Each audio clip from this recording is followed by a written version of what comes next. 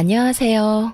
저는 얼마 전 시댁 식구들의 욕심으로 남편과 이혼하고 지방에서 홀로 아이를 키우고 있는 40대 평범한 여성입니다. 오늘 제가 이렇게 사연글을 보내게 된 건 정말 욕심만 가득한 시댁 사람들의 진짜 모습을 많은 사람들에게 알려드리고 싶어서예요. 남편과 저는 평생을 지방에서 살아온 토박이들이에요. 그러니 각자의 부모님들도 같은 지방에서 사시고 계시죠. 남편과의 결혼은 그냥 정해진 순서에 따른 결과였다고 생각해요. 물론 결혼이라는 건 좀 더 신중해야 하는 게 당연하지만 다르게 보면 여러 가지 상황이 충족되어야만 가능한 일이니 결혼할 상황이었다고 볼 수도 있죠. 솔직히 결혼할 때 시부모님을 보고 이 결혼이 나쁘지 않겠구나 싶기도 했었어요. 그만큼 괜찮은 분들이셨거든요. 그렇지만 문제는 그분들이 아니더군요. 바로 남편의 누나들이 문제였어요. 위로 10살 그리고 8살 차이가 나는 두 신우들이요. 제가 남편과 동갑이었으니 신우들과 저도 똑같이 나이 차이가 났어요. 그리고 첫 만남도 무척 인상적이었죠. 아가씨가 우리 동생이랑 결혼할 사람? 만나서 반가워요.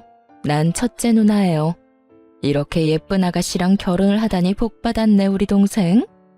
근데 평소에 요리는 안 하나 봐요? 손톱이 엄청 긴 걸 보니까. 언니, 설마 그렇겠어? 동생의 엄마 덕분에 얼마나 입이 고급인데 설마 요리도 못하는 여자 데려왔으려고? 근데 공장에서 일한다는데 괜찮겠어요? 우리 동생 아침에 식사 안 하면 안 되는데 공장 다니면 일찍 나가야 해서 밥 차릴 수 있으려나 모르겠네. 신우들의 말에는 뾰족한 가시가 있었어요. 듣고 있는데 벌써부터 피곤하더군요.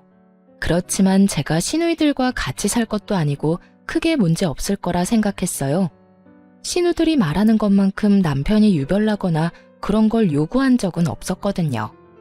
솔직히 저도 당하고만 있는 성격은 아닌지라 만약 당연하게 그런 걸 요구했다면 당장이라도 박차고 나왔을 거예요. 지금 마음으로는 그때 그렇게 박차고 나왔더라면 나이 들어서 그런 마음고생은 안 했어도 됐지 않을까 싶은 마음이 들기도 하지만 그것도 제 팔자겠죠. 어쨌든 저희 결혼은 생각보다 순탄하게 흘러갔어요. 남편은 당시에 작은 회사에서 일하고 있었고 저는 공장에서 생산직으로 일하면서 열심히 생활을 이어나갔죠. 제 예상대로 신우들과 만나는 일은 그리 많지 않았어요. 대신 시부모님과는 자주 만났었죠. 직장 일로 바쁜 저희들이 끼니를 잘 챙기지 못할까봐 항상 걱정하던 시모는 저희를 시부모가 운영하는 음식점에 항상 불렀어요. 시부모는 당시에 그 지역 주민들에게 인기가 많은 음식점을 운영하고 있었거든요. 그걸로 돈도 많이 버셨고 가게도 확장을 고민할 정도의 상황이었어요. 일주일에도 몇 번씩 남편과 저는 시부모의 가게에서 식사를 하고 담소도 나누고 좋은 시간을 보냈어요. 신우들과 만날 일도 크게 없었으니 마음도 편했죠. 시부모님들은 대화를 하면 할수록 좋은 분이었어요. 두 분도 함께 일을 하시는 상황이라서 그런지 모르겠지만 저희가 맞벌이로 힘든 상황을 모두 이해해 주시더라고요. 그리고 저희 결혼 후에 시부모님 가게도 본격적으로 입소문을 타기 시작하면서 바빠지기 시작했어요. 그래서 밥 먹으러 가는 것도 굉장히 죄송스러울 때도 있었거든요. 그럴 때는 주말에 시모를 위해 일을 도와드린 적도 많았어요. 제가 결혼 3년 차쯤 됐을 때 시부가 가게 쉬는 날 저희를 불렀어요. 집에 갔더니 시부모와 신우까지 모두 앉아 있었죠. 무슨 일인가 싶었는데 시모 입에서 나온 말들은 저희를 심란하게 만들었어요. 얘들아, 요즘 우리 가게가 많이 바빠. 그래서 직원을 뽑으려고 하는데 사람 뽑기 전에 우리 가족들 중에 원하는 사람들이 있는지 물어보려고 불렀다. 너희들한테는 굳이 우리가 하는 일 물려줄 생각은 없었는데 가게가 잘 되니 욕심이 나는 것도 사실이야. 너희들이 좋은 직장에서 일을 하고 있다면 이런 말도 안 했을 텐데 지금 큰애랑 작은애 둘 다 쉬고 있지 않니? 돈 벌 생각으로 직원으로 들어올 생각은 없어? 시모의 말에도 일리는 있었어요. 장사가 어느 순간부터 잘 되기 시작하니 좀 아까웠겠죠. 그런데 그것만 보고 덤비기에는 무척 힘든 일이었어요. 옆에서 봐왔으니 더 잘 알 수밖에요. 일찍 일어나서 밑준비를 해야 하는 건 물론이고 늦게까지 있어야 하는 그 일들을 섣불리 시작하기에는 다들 마음이 가지 않았을 거예요. 게다가 큰 신우는 전업주부고 작은 신우도 파트타임으로 일을 하고 있었으니 누구 하나 맡아 하기를 꺼리는 눈치더라고요. 저는 생산직으로 일하고 있으니 해당 사항 없다고 생각해서 저는 그냥 가족회의에 참석하는 느낌으로 듣고 있었어요. 엄마 마음은 이해하는데 굳이 그렇게까지 해야 돼요? 그래봐야 조그만한 가게고 잘 돼봐야 거기서 거기지. 그리고 나는 엄마도 알다시피 박서방이 좀 예민하잖아. 반찬 냄새 묻혀서 집에 들어가면 얼마나 난리를 치겠어요? 큰 신우의 말을 듣던 시모가 작은 신우를 쳐다봤어요. 우리도 안 돼요. 엄마 생각해봐요. 나 파트타임으로 일도 하고 그 뒷시간은 애들 봐야 해서 또 바쁘고. 그리고 나처럼 약한 사람이 힘든 가게 일을 어떻게 해. 아무리 봐도 나한테는 무리예요. 그러면 아무도 안 하겠다는 거냐? 그러면 옳게 가면 되지. 공장 다니는 것보다는 엄마네 집에서 일하는 게 훨씬 낫지 않아? 갑자기 저한테도 화살이 돌려지자 저도 당황했어요. 저는 그래 옳게. 그게 좋겠네. 어차피 공장 일도 힘들잖아. 그럴 거면 그냥 어머니 도와서 일하면 딱 될 것 같은데. 공장에서 일한다고 돈 많이 주고 그런 거 아니잖아. 그리고 가족끼리 일하는 게 얼마나 편한데 그렇게 해줄 거지? 거의 반강제로 떠밀다시피 저를 설득하려 하더군요. 솔직하게 말해서 저는 싫었어요. 공장 일을 엄청 좋아해서 한 건 아니지만 그 일이 이미 익숙했고 무엇보다 시댁이잖아요. 아무리 좋은 사람이라도 모르는 사람과 일하면 트러블이 생기는데 시부모님과 같이 일하면 그런 일이 생겼을 때 풀 수 있을 상황도 아니고 모조리 제가 감당해야 한다는 게 너무 싫었거든요. 그래서 저도 거절의 말을 꺼냈어요. 형님, 잘 다니는 직장을 그만두는 것도 이상하잖아요. 게다가 어머님 일하시는 거 보니 가벼운 마음으로 시작해도 될 일도 아니고. 그러니까 올케가 제격이지. 결혼한 지 얼마 안 됐으니까 빨리 가족이 돼야 하잖아. 그러면 같이 일하는 게 최고야. 올케라면 믿고 맡길 수도 있어서 더 좋지. 생각해봐. 공장이 얼마나 힘든데. 조금만 더 늙으면 그 일 못할걸? 근데 우리 엄마 봐. 아직까지 얼마나 정정하셔? 그러니까 제발 올케가 맡아줘, 응? 큰 신우와 작은 신우가 말을 꺼낼수록 시모의 얼굴에 기대감이 마구마구 생기더군요. 그걸 보니 차마 못하겠다는 말도 못하겠더라고요. 시부모님이 나쁜 사람들이었으면 절대로 하겠다고 하지 않았을 텐데 워낙 자상하고 또 신중하신 분들이라 결국 제가 하기로 결정했어요. 그리고 신우들이 내게 일을 떠맡긴 것을 제외하면 그 말에 틀린 말은 없었으니까요. 공장에서 일하는 게 힘든 것도 사실이고 늙어서까지 하기에도 나쁜 직업이라는 것도 맞는 말이니까. 알겠어요. 그럼 제가 맡을게요. 제 입에서 그 말 한마디 나오기만 기다렸는지 신우들이 엄청 좋아하더군요. 물론 겉으로 티는 내지 않았지만 그렇게 제가 시부모 가게에서 일하기로 하고 가족회의가 끝났어요. 신우들은 귀찮은 일 제게 떠넘기고 기뻤는지 고맙다며 난리도 아니었어요. 그렇게 저는 시모, 시부와 함께 가게 일을 하게 됐어요. 처음 1년은 정말 무슨 일인가 싶을 정도로 일이 힘들어서 정신이 없었는데 그것도 익숙해지면 다 같은 일이라 그런지 점차 몸에 더 익어서 괜찮아지더군요. 그렇게 2년, 3년이 지나자 시모는 제게 가게 주력 메뉴의 레시피도 알려주고 점점 더 중요한 것들을 알려주기 시작했어요. 솔직하게 말해서 그냥 가게 도와주는 일이라고 시작했는데 시모가 점점 더 중요한 걸 알려줄 때마다 의아하게 생각하긴 했어요. 게다가 가게가 더 잘 되기 시작해서 확장을 한 뒤에는 생각보다 가게 값어치가 꽤 있다는 걸 깨닫기도 했고요. 어머님, 그런데 진짜 저한테 가게 레시피 다 알려주셔도 돼요? 응? 그게 무슨 소리야? 가게가 너무 잘 되잖아요. 이거 다음 사장한테 알려줘야 하는 거 아니에요? 왜 그때 저희한테는 가게에서 일할 사람 찾는다고 하셔서. 아, 그거 말이지? 그때는 그랬지. 잘 될 거라는 보장도 없고 그게 될 거라는 보장도 없었으니까. 그때는 그냥 직원 뽑는다고 말한 거였지. 그래도 가족 중에 할 사람이 있으면 내가 가진 거 다 알려줄 생각이긴 했어. 음식 솜씨라도 가지고 있으면 어디 가서 굶어 죽진 않을 테니까. 그리고 가게가 잘 되면 나랑 같이 일하는 사람한테 가게 물려줄 생각도 했었고. 가게를 물려줘요? 그래, 이렇게 잘 되는 가게 이왕이면 가족이 이어받아서 하면 좋잖니? 그때는 이렇게 확장까지 할 정도로 잘 될지 몰랐다만 그래도 네가 해준다고 해서 얼마나 다행인지 몰라. 내가 무슨 일이 생겨도 이제는 네가 사장이 되어 이끌어가면 되니까.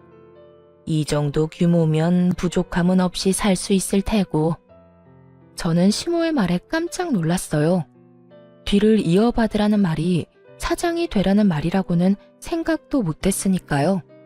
레시피 알려주면서 열심히 가르쳐 주실 때부터 이상하다고 생각했지만 진짜로 저에게 뒤를 잇게 할 거라고는 생각 못했거든요. 시모의 말에 마음이 좀 뭉클해졌어요. 그래서 저도 더 열심히 가게 일에 힘썼어요. 그런데 그 이야기를 듣고 몇 주 뒤에 큰 신우가 저한테 잠시 밖에서 만나자고 하더군요. 저는 가게로 오라고 했지만 시모 있는 데서는 하기 힘든 이야기라길래 저도 무슨 이야기를 하려나 싶어 큰 신우를 만나러 갔어요. 약속 장소에 도착했더니 큰 신우가 굉장히 화가 난 얼굴로 저를 기다리고 있더군요. 무슨 기분 나쁜 일이라도 있었나 하는 마음으로 말을 걸었는데 큰 신우가 대뜸 저한테 소리를 빽 질렀어요. 옳게, 어떻게 그럴 수가 있어? 네? 엄마 가게 말이야. 엄마가 올케한테 가게 물려주겠다고 했다며? 아니, 어떻게 그 가게를 올케한테 물려준다 그래?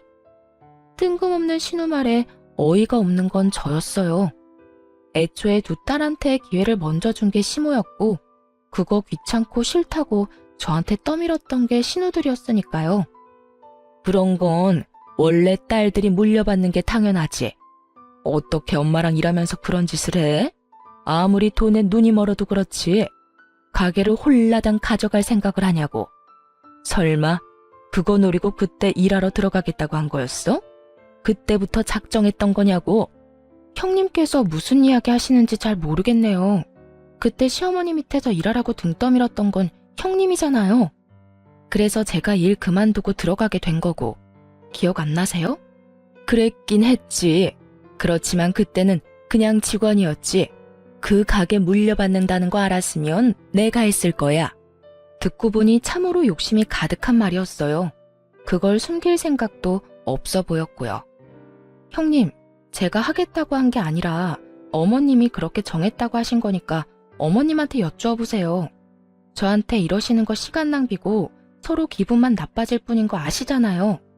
그 가게가 지금 당장 내 것인 것도 아닌데 왜 저한테 이렇게 화를 내는지도 모르겠고 이 상황 자체가 정말 어이없다고 생각하거든요. 제 말에 큰 신우가 새침한 표정으로 묻더군요. 그래, 그럼 내가 엄마한테 직접 이야기할게. 어떤 결과가 나오더라도 나한테 원망은 갖지 마. 큰 신우가 그 자리에서 시모에게 전화를 걸었어요. 스피커폰으로 전화를 거는 걸 보니 제 딴에는 시모가 딸한테 사장 자리를 물려줄 거라고 철석같이 믿고 있는 것 같더군요. 그렇지만 그렇게 될 리 없다는 걸 저는 잘 알고 있었어요. 여보세요? 네가 웬일이냐 이 시간에? 엄마, 다른 게 아니라 하나 물어보려고 전화했어요. 혹시 올케 말고 나한테 가게 물려줄 생각은 없어요? 올케가 엄마 밑에서 열심히 일한 건 아는데 그래도 사업은 피부치랑 해야지 며느리가 무슨 말이야. 그러다 걔네 이혼하면 어차피 남인데. 그러니까 내가 대신 들어갈게요. 지금이라도 배우면 되잖아요. 선 넘는 발언도 서슴없이 하는 큰 신우를 보며 저는 고개로 쯧쯧 혀를 찼어요. 왜냐면 저는 시모가 무슨 생각을 하는지 정확하게 알고 있었거든요. 음식점 사장이 애들 장난질이야? 가게 사장이 될 기회를 걷어찬 건 너희들이었어. 그런데 이제 와서 뭐? 나는 가게 소중하게 생각 안 하는 너희들한테 내 가게 맡길 생각 없다. 그리고 네가 가게에 대해서 뭘 알아? 여태껏 엄마 가게에 와서 도와준 적도 한 번이 없는 것이 무슨 가게 일을 넘겨받겠다고 난리야. 바쁘다는 동안 와서 도와준 건 네 올케뿐이었으니 가게는 며느리한테 물려주는 게 당연한 일이야. 네 아버지도 그렇고 나도 그렇고 며느리를 예비 사장으로 이미 확정했으니 다음부터 이런 일로 시끄럽게 굴지 마. 냉정한 시모의 말에 놀란 건 큰 신우였어요. 큰 신우는 시모가 딸이 아닌 며느리에게 가게를 물려준다는 게 도통 이해가 되지 않았나 보더라고요. 시모 성격을 전혀 생각지 못한 거였죠. 제가 옆에서 일하며 지켜본 바로는 성실한 자세, 책임감, 가게에 대한 관심, 딱 이 세 가지가 예비 사장의 덕목이었거든요. 가족 회의에서 모든 가족이 모인 상태에서 이야기를 꺼낸 것도, 일부러 예비 사장 이야기를 꺼내지 않은 것도 모두 시모의 계획이었어요. 관심도 없는 사람에게 자리를 물려줘서 파산에 이르게 하느니 차라리 관심 있는 사람을 지원해줘서 가게를 잘 유지하고 싶었던 거죠. 그걸 모르고 그저 혈연이라는 이유만으로 가게 사장 자리를 탐낸 큰 신우가 시모에게 한 소리 듣는 건 당연한 순서였고요. 엄마, 앞으로 잘하면 되잖아. 옳게도 하는 걸 내가 못할 리도 없고. 그 문제가 아니라고 했지? 이미 며느리한테 가게 비법 다 알려줬으니 내 손 떠난 일이야. 그러니까 너도 더 이상 관심도 없는 가게 일에 관심 끊어. 하라고 할 때는 언제고 난리를 치더니만 왜 이제 와서 아깝냐? 그런 욕심 가득한 마음으로 가져갈 수 있는 게 아니다. 결국 제 앞에서 시모에게 망신당한 신우는 저를 한번 째려보더니 휙 돌아가 버리더군요. 저는 떠나는 큰 신우 등을 보며 상냥하게 말했죠. 살펴가세요, 형님. 멈칫하더니 돌아선 큰 신우 얼굴에 짜증이 가득하더군요. 그 뒤로 큰 신우는 가게에 대한 이야기를 한 적은 없지만 그 외의 일로 저를 타박하기 시작했어요. 눈에 가시처럼 여기는 게 보스란히 보였죠. 제가 아무 반응 없이 받아줬더니 선을 넘더라고요. 옳게도 참 너무하지. 욕심이 아무리 많아도 이러는 건 아니지 않아?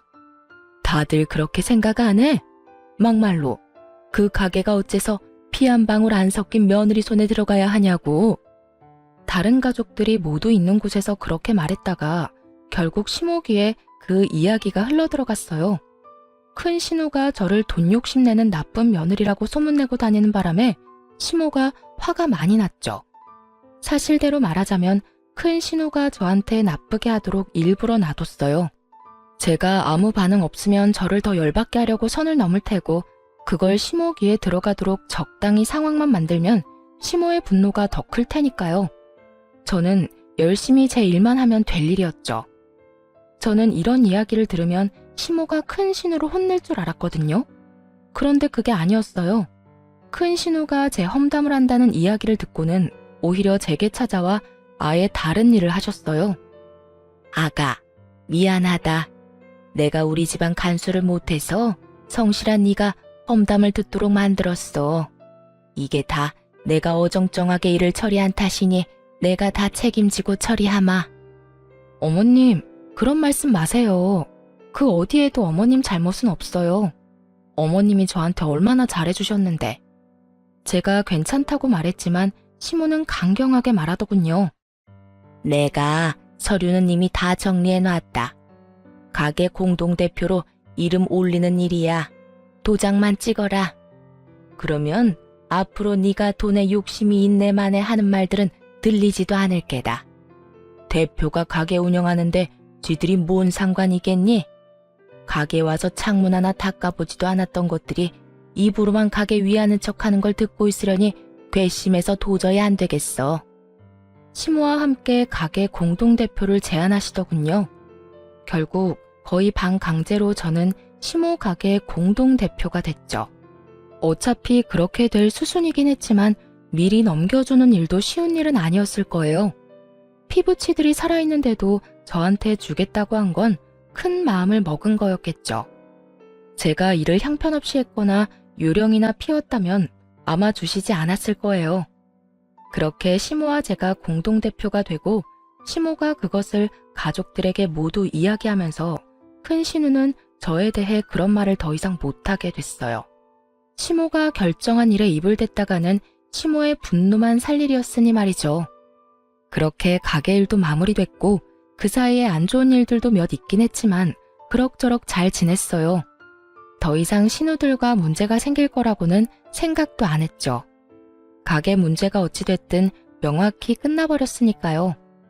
그런데 갈등은 돈뿐만이 아닌 곳에서도 생겨나더라고요. 결혼한 지 10년쯤 되니 저도 40이 넘었고 시부모님 나이가 70의 끝을 바라보고 계셨어요. 언제까지나 정정할 거라고는 생각도 안 했지만 두 분 다 워낙 일하시는 걸 좋아하시고 또 건강도 잘 챙기셔서 아플 일은 없을 거라 생각했어요. 그런데 겨울 새벽부터 출근한 시부가 뇌졸중으로 병원 신세를 지게 됐어요. 밑준비를 위해 일찍 갔었는데 저와 시모가 없었다면 뇌졸중이 더 심해져 생명을 장담 못했을 수도 있다고 하더군요. 그래서 편마비가 생긴 시부로 인해 저희 부부와 시모는 매우 바쁜 생활을 보내야 했어요. 시부가 연세가 있어서 힘든 일은 못했지만 그래도 가게 돈 계산이나 서빙 같은 건 조금씩 도와주셨거든요. 그런데 그런 시부께서 아파서 병원에 입원해 있으니 누구라도 간병을 해야 했어요. 저와 남편 시모가 번갈아 가며 병원을 오가야 했죠. 그런데 힘든 일은 언제나 몰려오는 건지 친정엄마에게 온 연락은 저를 더 우울하게 만들었어요. 딸, 어쩜 좋아. 너희 아버지 계단에서 떨어졌어. 허벅지뼈가 부러져서 수술해야 된다는데 빨리 좀 와줘, 응? 정말 청청병력 같은 소리였어요. 제가 외동딸이었기 때문에 어머니 말고는 도와줄 사람도 없었죠. 어쩔 수 없이 저는 시모에게 제 사정을 설명했어요. 그런데 시모도 남편도 그날따라 일이 있어서 안 된다고 하더군요. 저희 셋 다 간병을 하니 어쩔 수 없이 간병 안 하는 날은 밀린 일을 처리하곤 했거든요. 두 사람 다 미리 잡아놓은 약속이 있어 시모가 한 가지 좋은 생각을 떠올렸죠. 둘째야, 너 오늘 하루만 아버지 병간호 좀 하거라.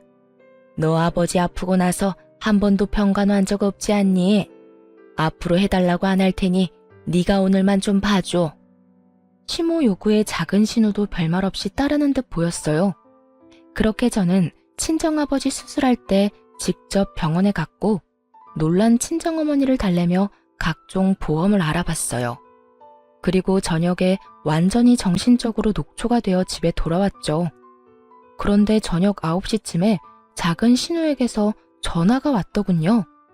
저는 감사 인사라도 해야겠다 싶은 마음에 전화를 받았어요. 옳게, 어떻게 이럴 수가 있어? 어떻게 시어머니를 시켜서 자기를 나한테 떠넘겨? 그게 어디서 배워먹은 짓이야? 일이 있더라도 나한테 맡길 일이 아니지. 옳게도 며느리가 아니라 가족인데. 전화 받자마자 화내는 작은 신우의 목소리를 들으며 저는 한숨을 푹 쉴 수밖에 없었어요. 아, 형님.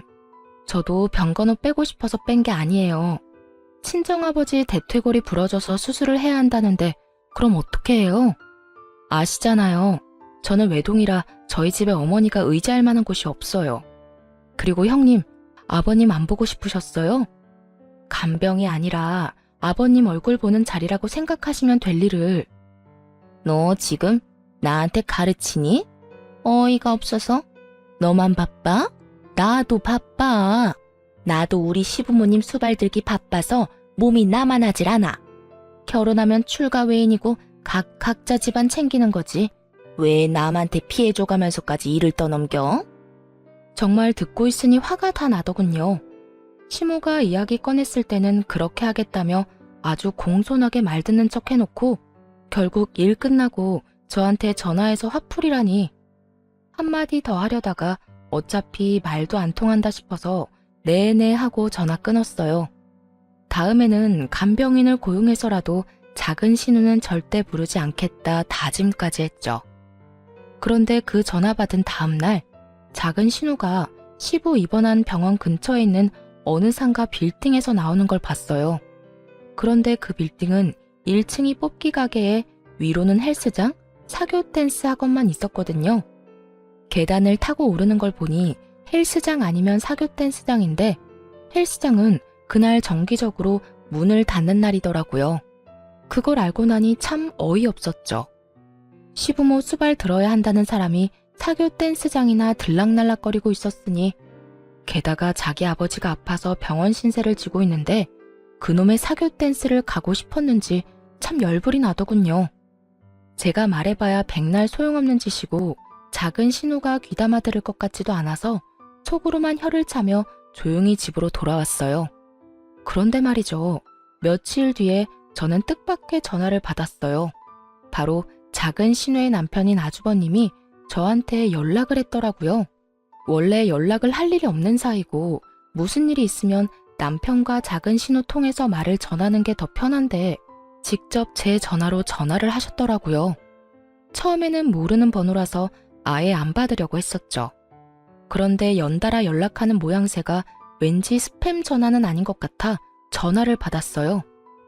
처남댁, 내가 꼭 처남댁한테 하고 싶은 이야기가 있어서 전화했어. 아, 네, 아주버님. 말씀하세요. 무슨 일 때문에 연락하셨어요? 저는 아주버님이 제게 물어볼 게 있나 보다 싶었죠. 신우를 통하지 않고 연락이 왔으니까요. 그런데 아주버님이 아주 묘한 소리를 하더군요. 우리 와이프 오늘로 벌써 나흘째 장인어른 병간호 중이야. 부모님 아프니 가볼 수 있지. 하지만 그렇다고 해서 우리 부모님도 힘든데 와이프가 자기 친정에만 매달리는 것도 좀 아니지 않겠소? 그리고 장인댁에는 자식이 셋이나 되잖나. 그러면 간병도 나눠서 해야 맞는 거고. 우리 쪽은 얼마 전에 형님 돌아가시고 나 혼자라 힘든데. 전 당황했어요. 작은 신우는 딱 한 번 저 대신 대타로 뛴 이후에 한 번도 저를 도와준 적이 없었거든요. 그날 하루를 제외하고는 여전히 시모와 남편 제가 번갈아 가며 간병을 하고 있었는데 이런 이야기를 들으니 어이없죠. 처남댁이 얼마나 힘든지는 나도 아네. 그렇지만 그렇다고 내 아내를 그렇게 오랫동안 붙잡아 놓으면 어떡해? 와이프가 친정아버지 병간호 때문에 시어머니 병간호까지는 힘들다면서 지금 며칠 동안 그쪽으로만 출퇴근하잖아. 잠시만요, 아주버님. 뭔가 잘못 알고 계신 것 같은데요. 작은 형님께서 아버님 간병하신 건 하루뿐이에요. 그 뒤로는 와보지도 않으셨어요. 일주일에 딱 한 번 오시기는 하시는데 1시간도 안 돼서 가시고요. 뭐? 그게 사실이야? 네. 못 믿으시겠으면 어머님이랑 남편한테 전화해보세요. 다들 당번 정해서 시아버지 간병 중이고 안 되는 날에는 따로 형님들께 부탁드리는데 여태 저만 딱 한 번 부탁했을 뿐이에요. 남편에게는 친정아버지 간병 간다고 숨기고 열심히 유희를 즐기고 있었던 작은 신우의 대담함에 놀라기도 했어요. 저는 이 기회를 놓치고 싶지 않았어요. 분명히 작은 신우를 혼쭐을 내줄 수 있는 절호의 기회였죠. 아주버님, 제가 말씀드리기 좀 조심스러운 일이 있는데요. 사실 아버님 병원 근처에서 작은 형님을 뵌 적 있었어요. 그게 사교 댄스 학원을 다니시던데요. 사교 댄스? 충격을 받은 아주버님은 아무 말도 못하더군요. 어딘지 알려드릴까요? 한번 찾아가 보시면 될 것 같은데. 결국 아주버님의 성화에 사교 댄스 주소를 알려줬고 이틀 뒤에 난리가 났죠. 작은 신우가 아주버님한테 탈탈 털린 채로 시댁으로 왔거든요. 무슨 이야기인지는 말도 안 하고 저만 끊임없이 노려보더군요. 옳게. 어떻게 그럴 수 있어? 우리 남편한테 그런 말하면 내가 곤란해질 거라고는 생각도 안 한 거야? 남편이 나한테 얼마나 화가 났는데 왜 그런 쓸데없는 말을 해서 이 난리를 피워? 느닷없이 저에게 화를 내는 작은 신우를 보며 저는 억울하다는 표정으로 말했죠. 작은 형님, 제가 뭘 어떻게 했다고 이러세요? 저도 피해자예요. 아주버님이 저한테 전화와서 엄청 혼내시는데 그럼 제가 하지도 않은 일로 욕을 먹어야 한다는 뜻이에요? 그리고 제가 뭘 알려드렸던 그게 거짓말도 아니고 제가 본 그대로 말씀드렸을 뿐인데 저한테 이러시면 곤란하죠. 아니 이게 다 무슨 말이야? 도대체 뭐 때문에 박서방이 그렇게 화가 났어? 둘째 네가 말해봐라. 작은 신우는 시모 눈치를 보더니 입술을 꽉 닫아버리더군요. 시모가 작은 신우를 보더니 이번에는 저에게 눈빛으로 물어보더라고요. 저는 아는 그대로 말해줬죠. 아주버님이 저한테 전화와서 작은 형님을 왜 자꾸 부르냐고 벌써 며칠째 장인어른 병간호 하느라 시어머니 병간호는 하지도 않는다며 저한테 너무하다고 화를 내셨어요. 그래서 제가 무슨 소리 하시냐 작은 형님은 딱 한 번 나 대신 병간호 해준 거 말고는 병간호 한 적 없다고 말씀드렸죠. 작은 형님이 어디 가시는지 궁금해 하시길래 제가 본 그대로 사교 댄스 학원에 다니시는 것 같다고 말씀드렸을 뿐이에요. 뭐? 야, 너희 아버지 핑계대고 지금 탱자탱자 놀았어? 그것도 사교 댄스? 네가 정신이 나갔네, 정신이 나갔어. 그런 주제에 올케가 하루만 네 아버지 간병해달라는 거 가지고 그 난리를 쳤어? 시어머니도 친정아버지도 너한테는 사교 댄스보다 못하다 이거야? 모든 걸 알아버린 시모가 작은 신우의 등짝을 후려 째더군요. 속이 어찌나 시원하던지. 작은 신우가 저를 노려봤지만 뭐 어쩌겠어요. 자기가 뿌린 대로 거둔 것을. 솔직하게 말해서 작은 신우가 그렇게 난리만 안 쳤어도 신우가 사교 댄스 다닌다는 건 말 안 했을 거예요. 그러게 마음을 좀 곱게 쓸 것이지. 어쨌든 이 일 이후로 작은 신우는 남편에게도 밉보이고 어머니에게도 한 소리 들은 후로 본인 시어머니 수발에만 전념하며 지냈어요. 시모가 친정아버지 병간호될 생각도 하지 않고 시어머니나 모시라고 하면서 앞으로 2번 다시 친정 핑계대고 거짓말로 속이지 말라고 큰 소리를 치셨죠. 결국 이 2 사건으로 저와 신우들의 관계는 완전히 틀어졌어요. 대신 시모와의 관계는 돈독해졌죠. 시부는 꽤 많이 회복이 되기는 했지만 정상적인 생활은 거의 불가능했어요. 편마비로 인해서 부축이 없으면 거동도 잘 안 될 정도셨거든요. 시모가 처음에는 입원을 시키려고 했는데 그마저도 신우들 반대에 잘 되지 않았어요. 엄마, 아버지를 왜 입원시켜? 집에서 충분히 돌볼 수 있는데. 나도 며느리 고생시키고 싶진 않다. 그리고 다들 일하는데 어떻게 너희 아버지를 집에서 돌봐? 말도 안 되는 소리야. 왜 말이 안 돼? 내가 복지센터에 상담해봤어.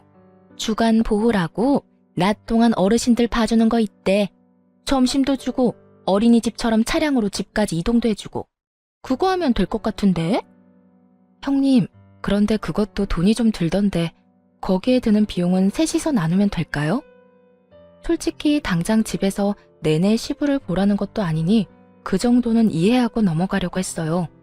어차피 3남매이니 셋이서 나누면 돈도 얼마 안 들 테고 좀 힘들긴 하겠지만 퇴근하고 조금만 시간 보내면 잠자는 시간일 테니까요. 그런데 신우들이 그 돈을 절대 못 준다며 버티더군요. 그 이유가 더 웃겼어요. 올케, 정말 욕심이 끝도 없네.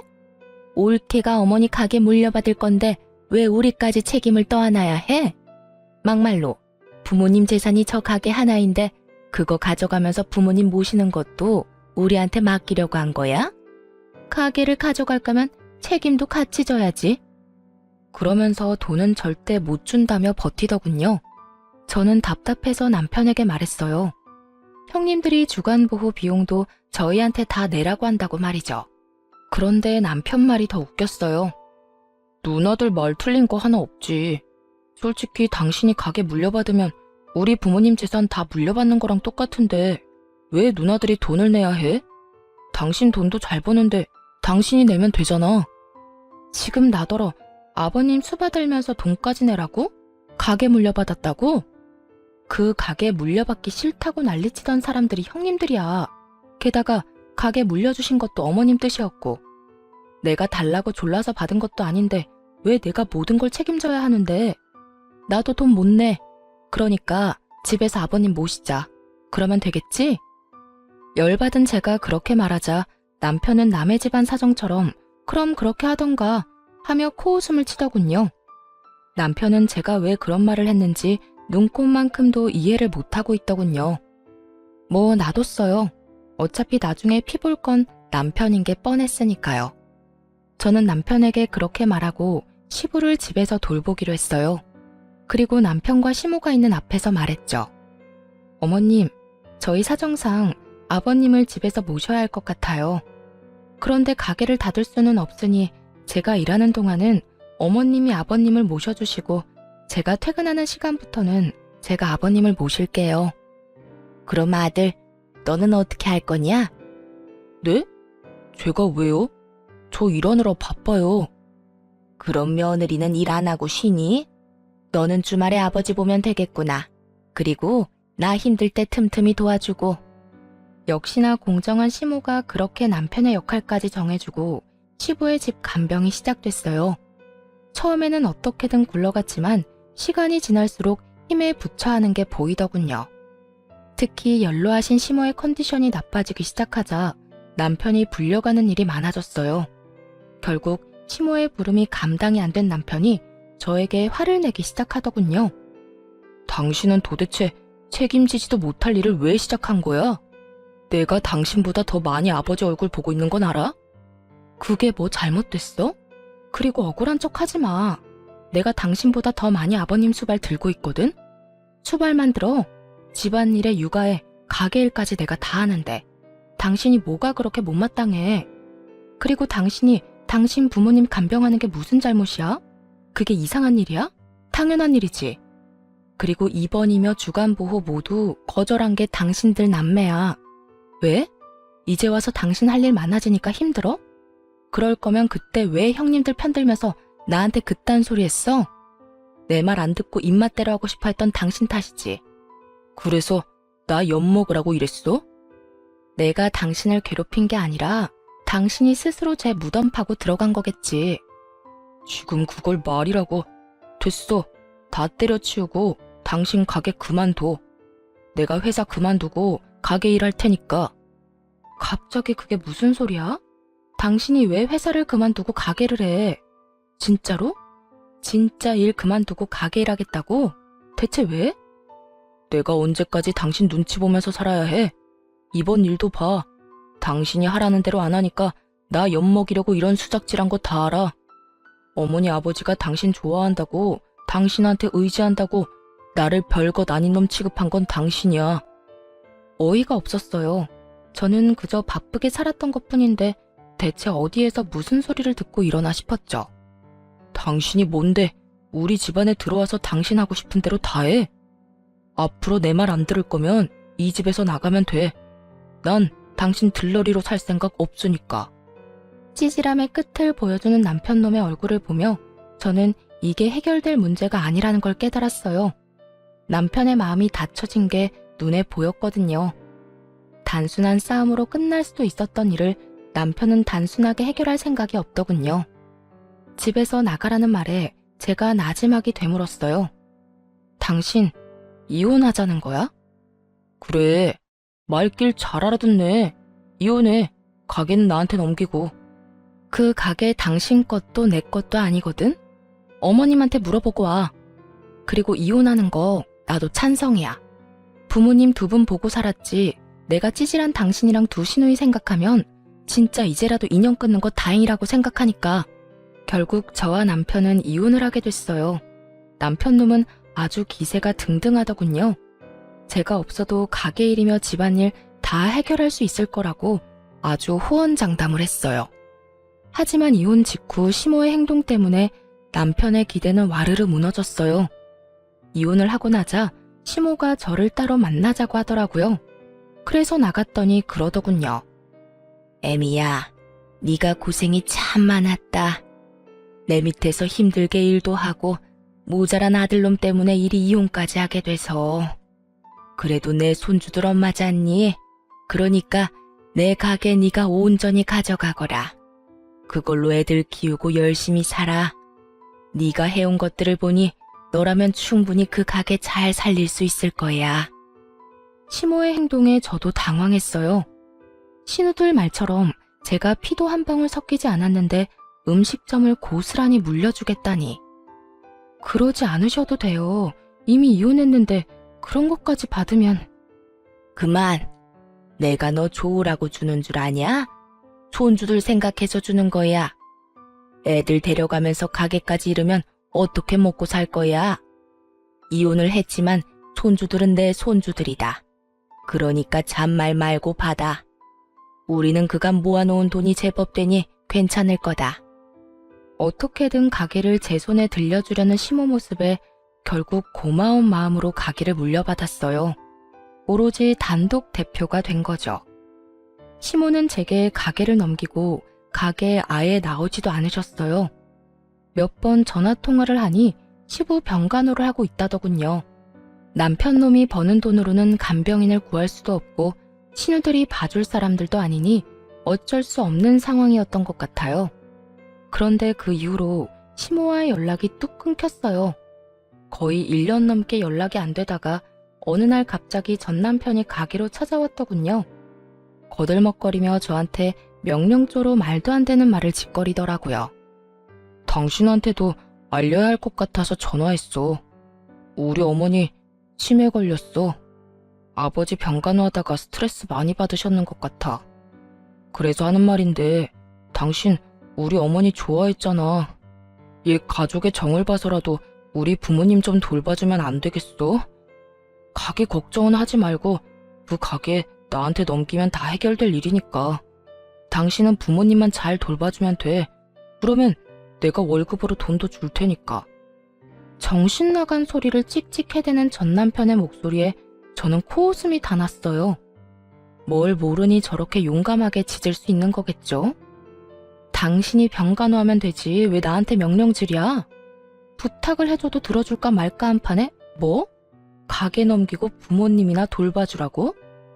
한 달에 월급을 1,000만 원을 준다고 해도 안 한다 이놈아. 이 가게에 어머님이 직접 내 손에 들려주신 거 당신은 모르지? 어머님이 손주들 힘들게 키우지 말라고 나한테 주신 건데 네가 애비면 자식 생각을 해서라도 뺏으면 안 되지. 전 남편 놈은 아직까지 어머니와 제가 공동대표라고 알고 있더군요. 제 말을 듣고서야 시모가 대표 자리에 없다는 걸 알고 완전 난리를 쳤어요. 왜 이 가게가 당신 거야? 어머니가 진짜 당신한테 주신 거라고? 이건 뭔가 잘못됐어. 그건 우리 어머니 거라고. 가게 가져갈 생각이라면 꿈 깨. 이미 옛날에 명의도 나한테 이전됐고 대표도 나 혼자야. 당신이 가져갈 수 있는 건 하나도 없다고. 제 말에 충격을 받은 전 남편은 부러움에 배가 너무도 아팠는지 생떼를 쓰며 입에 담지도 못할 말들을 저에게 쏟아붓더군요. 그 욕을 들으며 저놈이 제 자식들 아빠라는 게 새삼 부끄러울 지경이었어요. 지금 상황이 어떻게 된 건지 당신이 몰라서 그래. 나 지금 부모님 두 분 다 내가 모시게 생겼거든. 그것도 돈도 한 푼 못 받고. 가게라도 있어야 이걸로 누나들을 어떻게든 부모님 수발 들도록 만들 수 있을 거 아니야. 참 대단한 아들이네. 나랑 이혼하고 신우들한테 시부 떠넘겼다며? 내가 모를 줄 알아? 결국 혼자 두 분 모시게 생겼네. 아주 효자야, 효자. 웃는 저를 바라보던 전 남편 표정이 아주 똥 밟은 것처럼 일그러지더군요. 아니, 근데 왜 이 가게에 그렇게 집착을 해? 시댁집 팔면 되잖아. 그걸로 돈 나오면 간병인을 구하던 요양원에 보내던 하면 되지. 그 집? 그거 이미 우리 누나가 담보대출 받아가서 깡통된 지 오래야. 그거 대출 받을 때도 내가 이 가게 하나 생각하면서 버텼는데 그게 언제 당신 앞으로 명의 이전이 되어 있었던 거냐고. 이게 전부 다 당신 때문이야. 저는 행패를 부리기 시작하는 전 남편을 경찰에 신고했어요. 그렇게 가게에서 쫓아내버렸죠. 재산이 필요할 때는 시부모와 며느리 사이 이간질하고 알랑방귀 끼어가며 남한테 대리호도 시키려던 자식들이 부모 아프니까 어떻게든 서로에게 떠넘기려는 모습을 보니 이 사람들과 가족의 연을 끄는 게 다행이라는 생각이 들었어요. 이혼을 안 했더라면 저만 더 힘들어졌을 테죠. 그 모습을 보니 시부모가 저한테 가게를 물려주려 한 것도 어느 정도 이해는 가더라고요. 시모에게는 자식이나 다름없는 가게인데 자식들 성정을 알고 있으니 오래가지 않아 헐값에 팔아버릴 거라는 걸 예상한 건지도 몰라요. 이들을 보면서 정말 간절하게 느낀 게 있다면 제 자식들만큼은 절대로 저런 짓 하지 않도록 교육을 단단히 시켜야겠다는 거였어요. 눈앞에 시기와 질투에 눈이 멀어 가족으로 받아들였던 이를 내쫓는 것도 모자라서 늙은 부모를 모시기도 싫어하는 사람들처럼 만들고 싶지는 않거든요. 그래도 다행인 건 이혼하고 힘든 상황에서 저희 아들, 딸 둘 다 의젓하게 잘 자라고 있다는 거겠죠. 더 커서 어른이 되면 저한테 효도를 하겠다며 일하며 자신들을 위해 희생한 어머니가 가장 자랑스럽다고 말하는 아이들 덕분에 오늘 하루도 살아갈 맛이 나는 것 같네요. 여태껏 앞만 보고 달렸어요. 목표라고는 그저 어떻게든 잘 살겠다는 막연한 것만 가지고 살았는데 이혼을 하고 나서야 현실적으로 와닿는 것 같아요. 집안을 지탱해야 하는 가장의 무게와 아이들을 잘 키워내야 한다는 엄마의 마음이 저를 더 노력하게 만든 것 같네요. 앞으로도 진심을 다해 아이들을 위해서 살 생각이에요. 글이 길어졌네요. 지금까지 제 사연 들어주셔서 감사합니다. 좋은 하루 되세요.